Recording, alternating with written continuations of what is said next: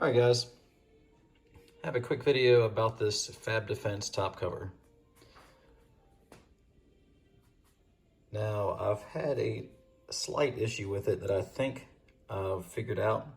And this might help some of you if you're having a problem and getting frustrated with it. And a couple of people have videos out about this. So those are out there.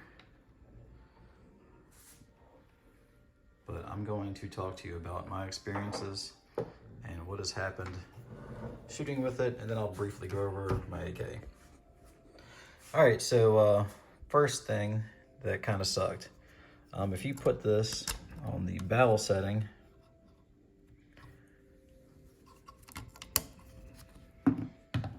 which is how I had my rifle zeroed, it hits this little spring piece right there.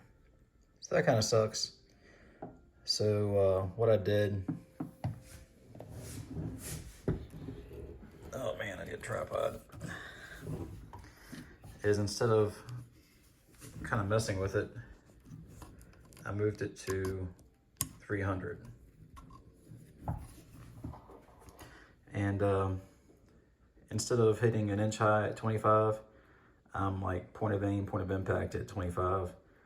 So the zero I did have was a belt buckle hold at 100 yards, and it will put you about 6 or 7 inches high from wherever your blade is at 100 yards. So now it's just an inch lower than that, pretty much 25 yard zero. So I wasn't crazy about that, but I'm going to try this out. And I'm mainly using the optic. So if I wanted to, I could always put the top cover back on and put this back and have my zero. I don't want to mess around with my iron sights. An inch isn't that bad, so I'm just going to leave it as it is for now. All right, so one thing I noticed with this, you'll see a little bit of the paint rubbed off there. That is coming in contact with the rear part of the top cover. It's rubbing some. My hope is that the aluminum will lose, and once it wears in, it won't be hitting anymore and be an issue. So I haven't noticed it knocking it up out of place, but I have had an issue with something that involves this kind of rear detent wheel. And how this works, it has like a little U-hook that goes under the back of the guide rod, and that wheel puts tension on it and locks the rear of the cover down. So here's the problem I had with that. So got this Primary Arms. This is like the new SLX Cyclops. Nice reticle. It's a 1 power. I do wish I tried the 3 power. And it's on AmericanDefense low mount, the QD. That way I can take this off and use my irons if anything were to happen to that. So after shooting a little while, after I zeroed it, and while I was zeroing it the first time, you guys can watch that video and see what was going on maybe. But I also have another video on Instagram where I'm shooting at 175 yards at some C-zone steel and was getting pretty good hits with this optic. But while I was shooting, this thing would back off like 1 to 2 clicks. And that might not sound like a huge deal, but it was throwing off my zero some. So what I was doing, I was clicking it back all the way tight, and I was having to zero it, and my point of impact was changing slightly. So what I decided to do, and it seems like right now it's working. So what I did right now, yesterday, is I shot this, and it ended up backing out 1 click. It went back 1 click. So after it looked like it wasn't going to move anymore, I marked it with a paint pen. And I did that a couple times just because I really wanted to make sure that I had a good marking and I could tell if it did move.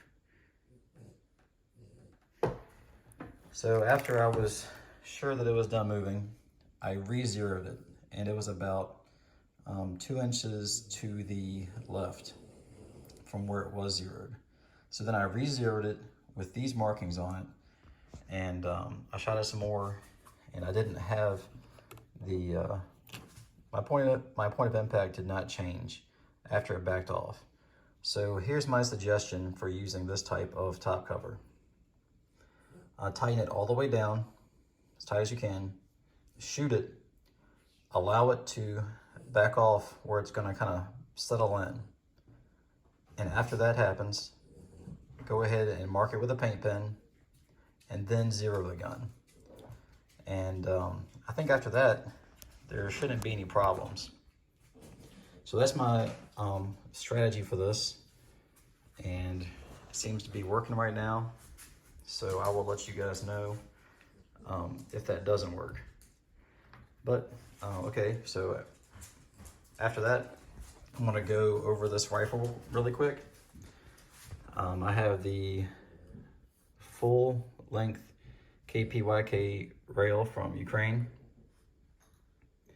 I put this cover on here. I was gonna leave the wood furniture on, but with that little bit of extra diameter, instead of my thumb wrapping over the top and getting in the way, I'm able to kind of rest my thumb on the side. Let's see if I can show you this. Just run this table. So I'm able to hold it like this versus having my thumb wrap over the top, because it's a little bit more material. Actually, also watch out for the sling loop. Always think I want to keep these, but after you shoot about a mag through, those get very hot and will burn the crap out of you. I've got my impact weapon components, 1-inch light mount with a Surefire. That works out pretty nice. I have this, it's a Midwest Industries, but they discontinued it. It's pretty much like the Griffin Armament flash comp. I think it's like an MS4 SD or something like that. I can't remember. I have this chopped down BCM on a Magpul thing. I just didn't feel like buying another M-Lock BCM grip, so I just stuck it on this Picatinny. Magpul sling loop layer, Blue Force U-loop, the FAB Defense top cover, American Defense low mount, Primary Arms, Cyclops, SLX, 1 power, and I really would love to try the 3 power. And these are kind of hard to get right now, just like the rail, but I have the KPYK, let's see if that will focus, KPYK side folder. It's adjustable. I did a video on this. Rubber butt pad, holds on with a magnet. It's a lot of adjustments. It's hard to do with one hand. Adjustable cheek riser. It's a QD on the other side. I stuck some of these handle lit grips on there. The spray paint kind of had it kind of smooth on the Magpul grip. I did split it there while I was applying it, but still all is working fine right now. And let's see, I think that's about it for the most part. One thing I did forget was the Krebs safety. I like these. You can adjust them to get them a little tighter or looser back and forth, but I think these are pretty essential. Also, Krebs Custom has a bunch of other nice stuff. If you haven't already, go check them out.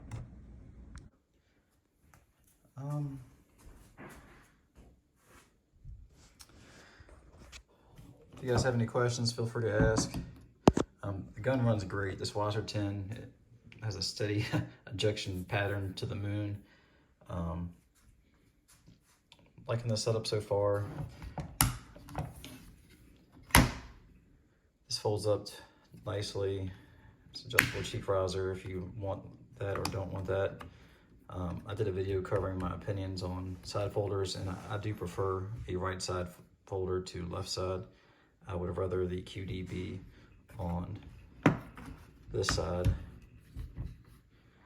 and have this fold away and be on the opposite side of where your body carry would be. All right, so I'll include a little bit of shooting footage from yesterday. Not much, but I do have videos of me shooting this gun, and I have another video of me shooting at 175 yards on Instagram if you want to try to check that out. All right, a couple things I got in the background. This is from BW Knives. Some Nitro V steel. Give these guys a shout out. Got the offensive industry sheath with discrete carry options clip there. These are good pocket sheaths for deep carrying a fixed blade instead of carrying a pocket knife. Drinking this morning. Vader coffee, T-Max blend, Blues Ops. Some butter in there and some sugar. Here's my knife. A production model of this. I should be getting a pre-production prototype sample to do some testing with. This is my knife design based on the Marine Reaper buoy. Marine Raider buoy. It's called the V44X Marine Reaper buoy. And trying to get some K-bar blood groove vibes in there. Also, I just realized that this is pretty much a modern day Crocodile Dundee knife. But I'm an 80s kid, so you know, that's kind of what happens.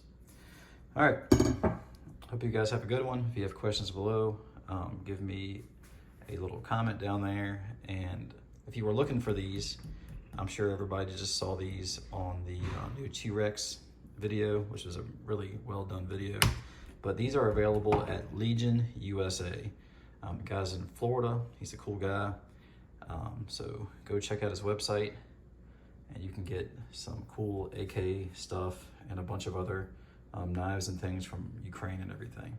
All right, you guys be safe and have a good one.